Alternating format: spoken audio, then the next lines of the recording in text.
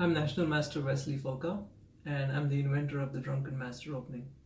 In my previous video, and the first video on the Drunken Master, I gave you a brief introduction of the Drunken Master opening, and I showed you how the main idea is to advance these pawns to the third rank and have your rook behind the pawn, and then swing the rook over to the king side and start activity on the king side. So now I'm going to show you some more games which will give you some flavor of the kind of attacking chess that you can play in the Drunken Master opening. This game was played against a grandmaster named Swapnil Zapade. It was played in November 2018, November 25th. And myself and Swapnil, we've played 9 games in the Drunken Master opening. He won 7 and I won 2 games. And these were all 3-minute blitz games. So despite losing 7-2 to him, I'm pretty happy that I at least managed 2 wins against a grandmaster in this opening. And this game that I'm showing you is actually my first win ever against a grandmaster. So I was pretty excited about it. When I first invented the Drunken Master, I never imagined that I would be able to beat a grandmaster with it. But when this happened, I really got a huge boost out of it. So okay. B3, I'm playing white, and the grandmaster's moves I'm going to make from the black side here. D5, E3, knight f6, D3. I'm just getting into my Drunken Master formation. C5, C3, knight C6, A3, E5, rook A2. So he goes bishop D6, F3, castles, G3, and here he went H5. Now I'm not completely sure what his idea was with H5. Maybe he wants to prevent a future G4. Maybe he's just waiting. He probably wants to play E4 at some point, after which if I play F4 in some lines, then he has firm control over the G4 square. So that's probably the idea with H5. And I played rook G2. Now, unlike the previous game, there is no point trying to play H4 here and then rook H2, because the rook really belongs to G2 in this position, and you want to open up the G file in these kind of situations. So I played rook G2 first. The other advantage of playing rook G2 is now your queenside pieces are free to move. So the bishop can come out here if need be. The knight can come to D2.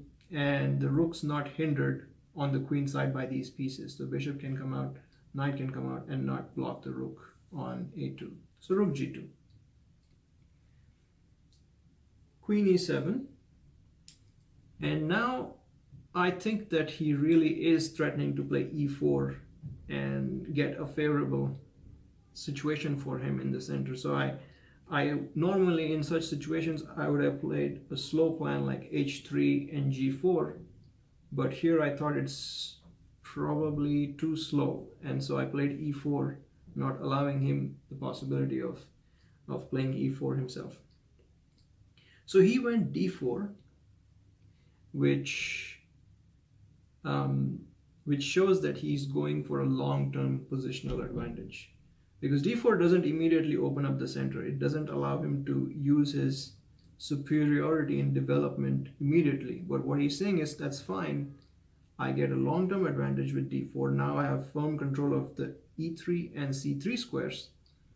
And that's going to make it really difficult for your pieces to move.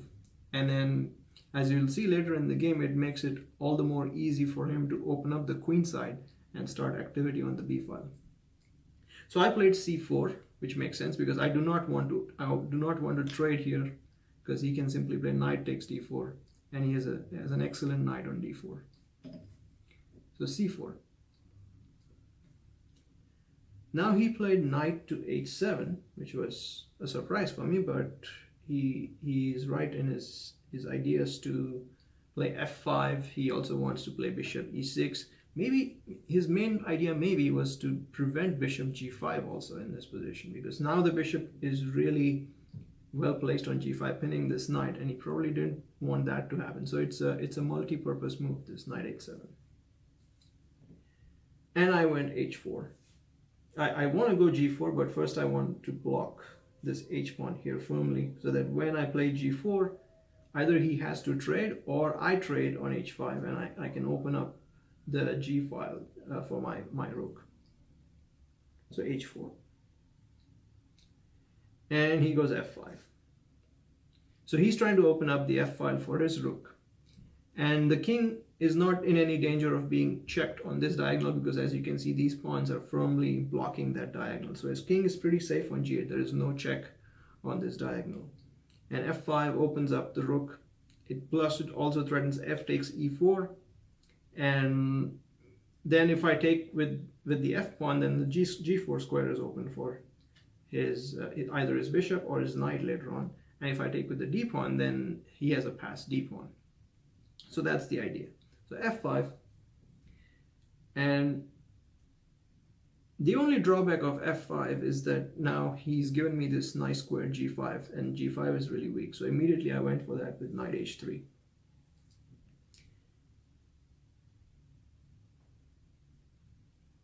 Where am I in this? Okay, yeah. So f takes e4, and I played d takes e4. Now the engine wants to play f takes e4 and play for a draw, but obviously I'm not playing for a draw if I'm playing the Drunken Master opening. I'm playing to complicate.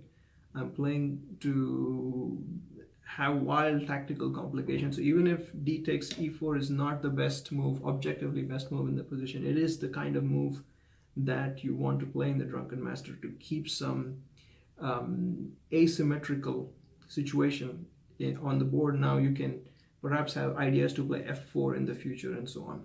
So d takes e4. D takes e4, and then he played bishop e6. I played bishop d3, just making sure that I hold e4 firmly, and then maybe I can play f4 at some point. Also, the other idea, as we saw in the last game, is that black can sometimes sacrifice this pawn on d3 and then put a knight on d4. So bishop d3 avoids those possibilities. Now he played a really nice move. He played queen f7. Now this is a multi-purpose move. First of all, it protects h5. So let's say I play f4 at some point, the queen threatens to take the pawn on h5. So queen f7 protects h5. It also attacks f3. Now there's a double attack on the f3 pawn. It also prepares b5, because now if I take, then he takes on b3 and his bishop is protected by the queen. So queen f7 is a really fantastic move. So now f3 is hanging, so I played rook f2, which was a slight inaccuracy. I should have just played knight d2, since I'll have to play knight d2 anyway. So rook f2, and now he goes b5 as expected. And I have to defend c4, so I played knight d2. And he increased the pressure with knight a5. So now c4 is hanging. Now I could play a move like queen c2, trying to defend and hold this position, but then it's only he who is playing for a win in this position. He can simply play a move like rook b8 and start, maybe even double up on the b file, I'm not sure. But I wasn't going to play this kind of extremely passive chess. So instead I played knight g5, threatening the queen and threatening to take the bishop on e6. So he had to take, and then I took with the pawn. And now I've traded off the knight, but I've got my rook opened up on the h5 pawn. And this rook can swing to the h file and get some activity. So at least I got something out of it, even if I'm losing this pawn on c4, which I did. He took on c4. And I took with a knight. Takes. Bishop takes. Bishop takes. Pawn takes. And queen takes. Well, if he first plays a move like g6, then I can, first of all, I can play queen d3 defending the pawn. And then later on I have ideas like g4, undermining this h5 pawn. And once he takes, in the future I can have double rooks on the h file, and as you can see, the king on g8 is really exposed to those kind of attacks. So g6 is not very much in his favor. So where's this pawn? It's on g3. So he took on c4, and I took on h5.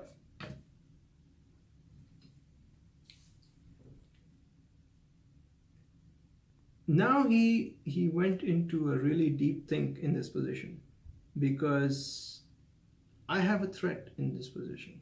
I'm threatening to play g6 and then rook h2, rook f to h2, and then mate on h8.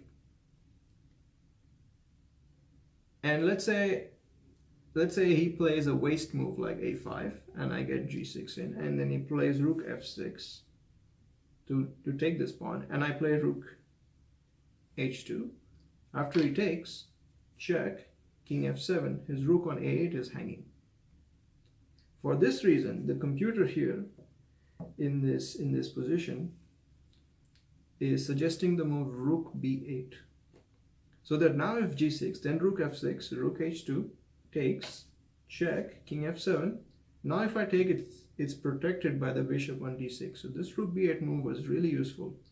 More than that, it also threatens rook b1, and this bishop is going to get lost in that position if white's not careful. So rook b8 was a really good move in that position. But he missed that, and instead he played g6 himself to block this g6 idea. But now I got the move rook h6 in the position, and g6 is hanging. So he played king g7, and I just decided to go for it with f4. I wasn't sure what kind of chances I would get, but maybe I could push f5, f6. And the other point with f4 is my queen's now ready to come to g4, go back to h3, double up here, or even check on d7. So f4 was a very committal and dynamic move in the position. f4 and d3. So he's threatening e4 now, and I cannot really waste time. I cannot really protect e4, because if queen f3, then the bishop on c1 is hanging. But the drawback of playing d3 is that now I can play bishop b2, and the bishop's opened up on the king. So while the pawn was in d4, this was not an idea. But now that he played d3, he's given me that idea in the position. So queen takes e4, check, and I played king f1. And now in this position, the computer is suggesting once again the move rook b8, attacking the bishop. And if I play a move like rook h2, threatening to check, rook takes b2, give up the exchange. And then after rook takes b2, c4, and these two pawns will march to victory. There's no stopping them. There's no check on b7. Queen's covered that. f4 is falling. Now this rook is going to get active on the f file. This is a lost position for white. So that was the best way for him to play. Rook b8 in this position. Which is why in this position, after this check, the computer suggests the insane move king d2. Point is very subtle. If rook b8, now bishop c3, and there is no activity for this rook on this file. Whereas when the king's on f1, if he plays rook b8 and I play bishop c3, there's this move d2 in the position. And now rook b1 threatens the queen, and it's also actually just threatening checkmate if the queen moves away. But if the king is on d2, then this pawn cannot advance. So this brilliant move, king d2, is actually meant to stop the advance of this pawn on d3, which is really amazing. I've never seen this idea before. But that was a very interesting possibility. And the computer actually says if I had played king d2 in this position, white is completely fine, and it's black who has to be careful and make some accurate moves, and the game should end in a draw. So anyway, king f1. And here he played, I believe he played c4, yes.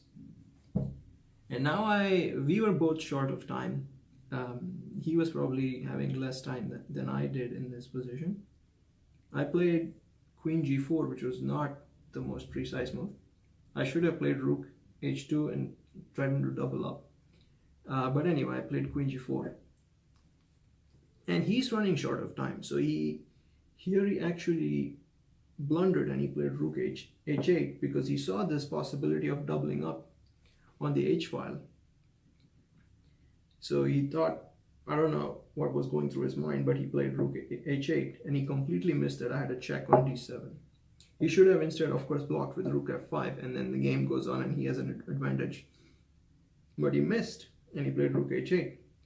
And now I'm getting really excited because I played queen d7 check, and I'm like, wow, this is a grandmaster, and it's the first time I'm getting such a winning position against a grandmaster in this opening. And I played queen d7 check, king g8, and I just started checking him. Queen e6 check, king g7, queen d7 check, king g8.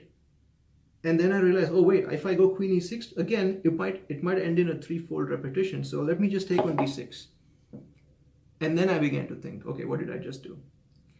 Fortunately, despite all this rush of blood and excitement, I did not blow up my position because white is still winning after queen takes d6.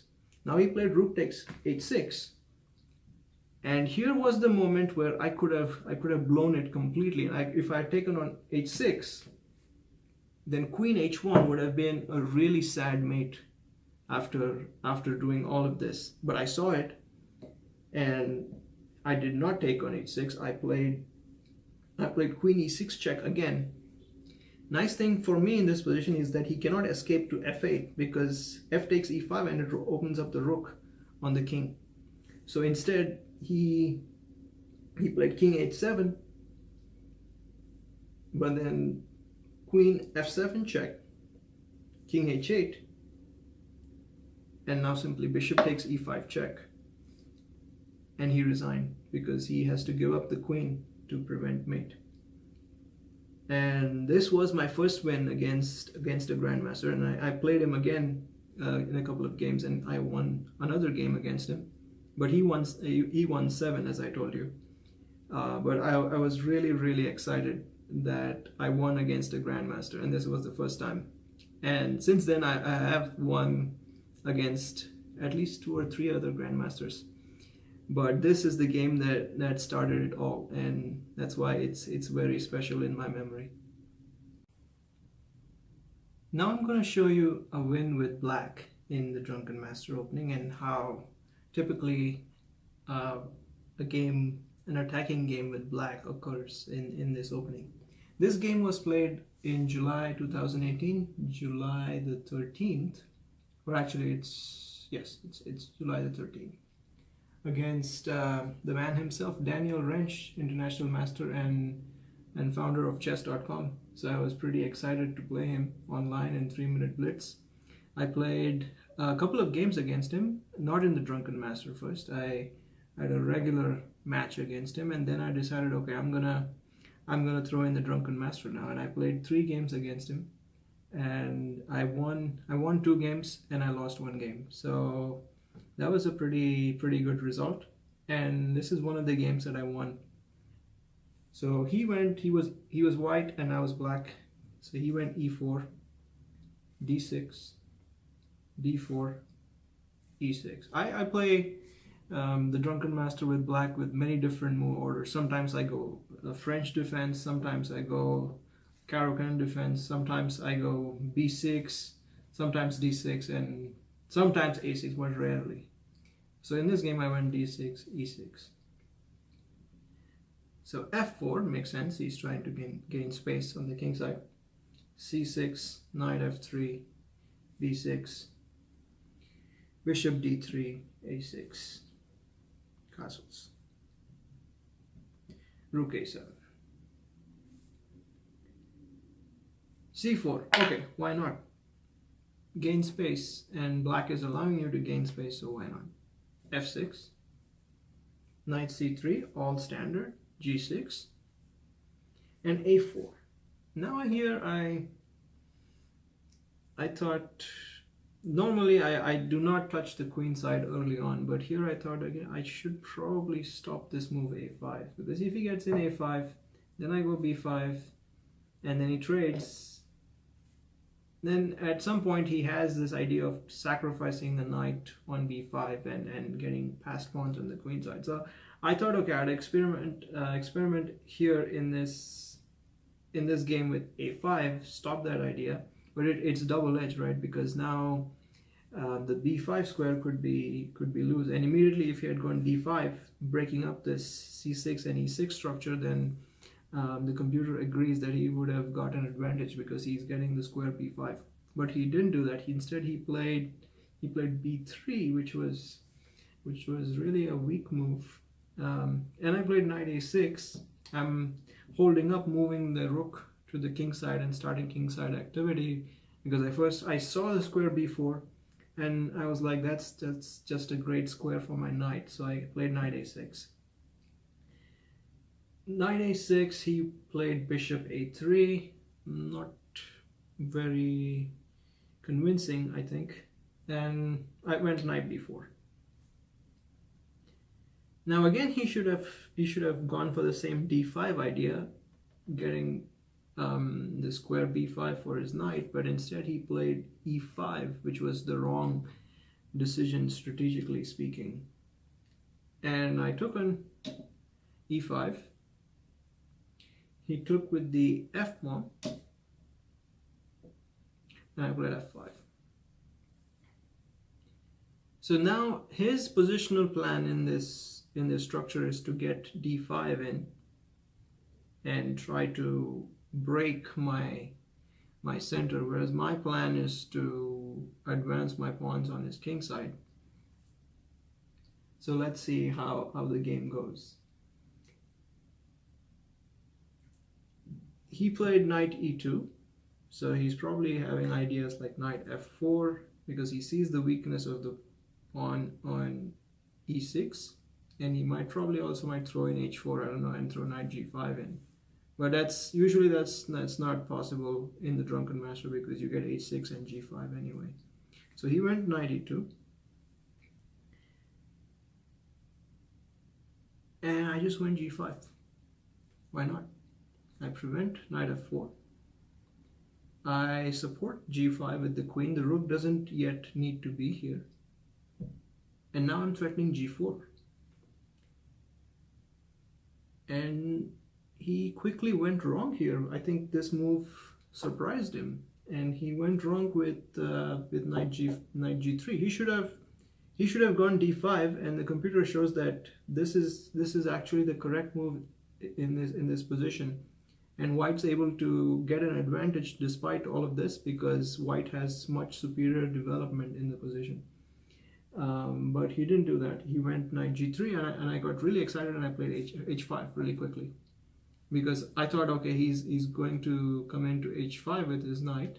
So I play h5, I stop that idea.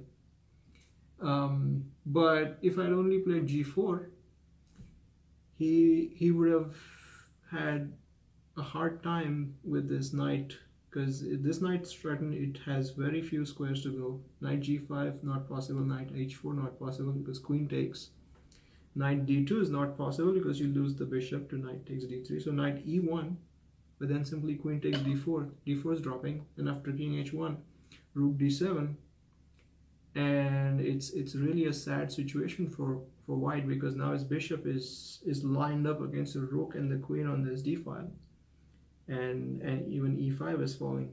And this is one of the other ideas in the Drunken Master opening, that this rook can often come to the d file and start pressuring, especially if the queen's on the d file. The rook can be extremely effective on the d file and not just the g file. So that's one advantage of delaying rook g7 when you can, or if you can, because sometimes the rook's more effective on the d file. So anyway, I didn't go for g4, which was much better. I played h5. Nothing wrong with this move. It's makes sense. And notice how none of these pieces are developed, but that's how it is in the Drunken Master opening. You don't really need to develop many of these pieces. at least not in the moment. It's kind of a strange argument that, okay, for the lack of piece activity, black has activity of rooks and his pawns are menacing. So it sort of compensates for the lack of piece activity, though not objectively, it does not. But subjectively, in a blitz game, especially a 3-minute blitz game, it's often enough against human beings. So h5, and now I'm still threatening g4. So he played h4. I don't know, probably his idea was if I go g4, then he at least got knight g5. But I can still take on, king's here by the way, I can still take on d4 with check. But instead of that, I just took on h4.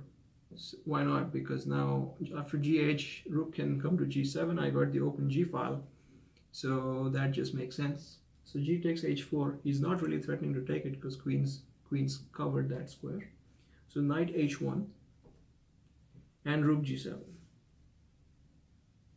And now the rook's on a beautiful open, semi-open file targeting g2. That's the only pawn that's protecting the king right now. The king's really, really vulnerable. And all that's left to do is somehow double up on the g file, bring both rooks to line up on this, and soon you're going to see that white's going to have a really hard time holding this position. Rook g7. So finally he probably had enough annoyance of this knight on b4 and the inactivity of his bishop on a3, so he took the knight. I cannot explain that move. It's probably more of just a psychological decision saying, I just don't want to see that knight anymore. So bishop takes b4 and knight f2.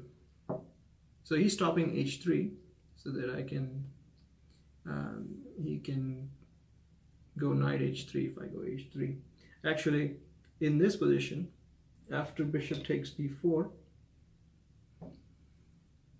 I had h3 in the position because he cannot take on f8. His bishop is still hanging and he cannot take, and I'm threatening if he takes bishop takes f8, rook takes g2 is mate. And how many times have you seen that kind of a checkmate? I haven't. It's a beautiful geometry of all white's pieces around the king and just a lone pawn and a rook checkmating the king on g1. But that's one of the magical things in the Drunken Master opening. So I missed that, and instead I took on b4, and he stopped that with knight f2. So knight f2, and then bishop c3, attacking the rook and attacking the pawn on d4. So finally his pawn on d4 is falling, and that also gets rid of his main d5, potential d5 break in the position. So bishop c3, and he realized that he needs to keep that potential break in the position or he is lost anyway, strategically speaking. So he gave up the exchange. He didn't lose the pawn. He played bishop c2, protecting that pawn, and I took, and he took back. Now all that's left to do is double up on the g file. So knight h6, starting that idea with rook g8, and then maybe knight g4 in some lines. Rook d1, so he still got that d5 threat in the position. Rook g8, so not yet, he has to protect this first. So knight e1, defending. And I played bishop b7, just making sure that d5 is covered, because I have no need of rushing in this position, because I have my rooks firmly placed on this g file. They restrict the activity of white's pieces. I make sure that I cover the key squares here in the center, and now the only thing that's left to do is somehow activate my queen and my knight on g4, which I'll be doing shortly.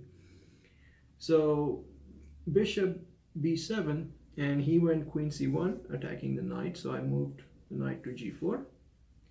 and offering a trade of knights which he cannot really take, because first of all, if he takes, then I can take either with the rook or with the h pawn, undouble my pawns. So I have plenty of choice in that situation. So he goes knight h3, and I played queen e7, playing slowly because there's no need to rush. Queen e7, queen f4, and I played queen b4. So now I'm trying to improve the position of my queen.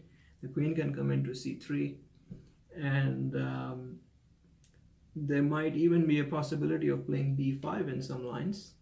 And if he ever takes like this, then cb5 could happen, and you could open up this bishop on g2. But that's not immediately possible. Maybe, I don't know, because he has d5 also. But that's just one idea in the position. But the main point is probably just that queen c3 is going to get really annoying.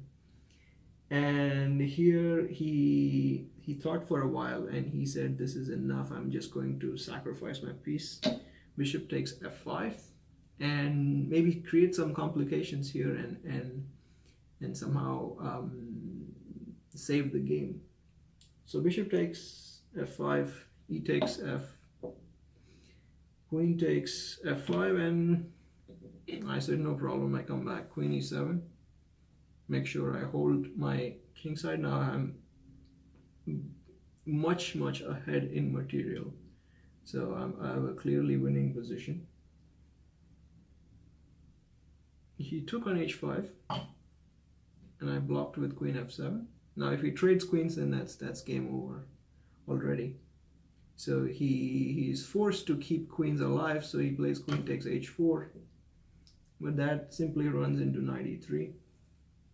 Attacking the rook, opening up these rooks finally on the g file, and that's just going to be horrible. So he played rook c1. It's just another move. He could have played rook d2, but he was probably looking at queen f1. He probably thought the knight's hanging, I don't know, but he played rook c1 to have maybe an extra support for the knight. But queen f1 anyway, check, king h2, rook takes d2, knight takes, and queen takes g2 is checkmate. So this game may seem really easy, right? And honestly, I think it was pretty easy, but it's easy because Black's ideas are pretty straightforward sometimes in the Drunken Master. You just push pawns on the opponent's king, and often enough, just a single inaccuracy is enough to put the defender in a really bad situation. So this was an excellent win, and I really enjoyed it. So I've shown you 2 sample games, 2 tactical attacking games in the Drunken Master opening. Believe me, there's many more that I've played of this sort, and I'll be showing them to you pretty soon. But I just want to make a clarifying comment that it's not just attacking chess and winning, and there's many games I have lost in the Drunken Master opening, and that's because it is obviously a dubious opening. And if you read my article, I've made that extremely clear in the article. So it's not to be understood that, hey, I play this opening and I win all the time, and I often lose. But against players of my level, I think my score is probably even. I haven't really seen the statistics, but from the rating progress that I've made, I can say that yes, against players of my level, I tend to have a generally good result using this opening. And it's just 3-minute blitz, so it's often easy to trick your opponents. It's not an opening that I would try in a classical game, probably not. But yeah, I'll show you quite a few other interesting games. And for the defeats, I think that I'll just say that yes, there have been defeats. You can play this opening yourself and see how it loses. I'm not going to sit here and show you how many games I've lost in this opening. I'm going to show you the nice games that I won, so that you play this opening, you have fun, and that's the end goal really. It's to play chess that's beautiful and aesthetically pleasing, and that's fun. So I hope you keep that in mind and try this opening in your own blitz games.